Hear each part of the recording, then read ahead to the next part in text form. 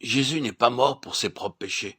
Nous disons ceci, celui qui n'a point connu le péché, il l'a fait devenir péché pour nous, afin que nous devenions en lui justice de Dieu. 2 Corinthiens 5, 20, 21. 1 Jean 3, 5, Jean 8, 46. Ceci signifie que nous nous répentions de notre perversité, la reconnaissions et nous nous détournions du péché, la transgression de la loi de Dieu, et lui obéissions. Proverbe 28, 13, 1 Jean 1, 6, 10, 1 Pierre 2, 21. La foi et la repentance sont des dons de Dieu pour ceux qui les recherchent avec un cœur droit. Dieu opérera ces deux choses en nous par son esprit, si nous lui en donnons l'occasion. La foi est le résultat de la proclamation et de l'étude de la parole de Dieu. Romains 10, 17. Jésus a dit, vous sondez les Écritures parce que vous pensez avoir en elles la vie éternelle. Ce sont elles qui rendent témoignage de moi. Jean 5, 39, Luc 24, 25, 27, Jean 2, 22, Romains 16, 26. L'étude de la prophétie divine accomplie dans les moindres détails concernant l'histoire du monde prédite et la venue de son Fils renforcera notre foi dans le plan divin de la rédemption par Jésus-Christ et constituera une base sûre pour notre foi.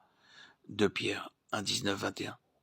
Pour une étude sincère de la parole de Dieu, il nous est promis un enseignant divin invisible, le Consolateur, l'Esprit Saint que le Père enverra en mon nom, vous enseignera toutes choses et vous rappellera tout ce que je vous ai dit. Il vous conduira dans toute la vérité. Ta parole est la vérité. Jean 14, 26, 16, 13, 17, 17. Quiconque rejette l'offre de miséricorde de Dieu n'écoute pas sciemment la parole de vérité, ne la lit pas et ne l'éprouve pas, ne recevra pas de Dieu la puissance salvatrice de la foi et fera finalement partie de ceux qui seront perdus éternellement. Jérémie 6, 17, 19, 9, 12, Osée 4, 6. Si quelqu'un d'entre vous manque de sagesse, qu'il la demande à Dieu, qui donne à tous, simplement et sans reproche. Elle lui sera donnée. Jacques 1, 5. Jésus nous dit ceci, demandez et l'on vous donnera. Si donc, méchant comme vous l'êtes, vous savez donner de bonnes choses à vos enfants, à combien plus forte raison votre Père qui est dans les cieux donnera-t-il de bonnes choses à ceux qui les lui demandent. Matthieu 7, 7, 11. Alors, demandons comme l'a fait David. Oh, Dieu, crée en moi un cœur pur, renouvelle en moi un esprit bien disposé. Psaume 51, 10, 12. Quiconque croira sincèrement et priera, vivra cette expérience. Je puis tout par celui qui me fortifie. Philippiens 4, 13.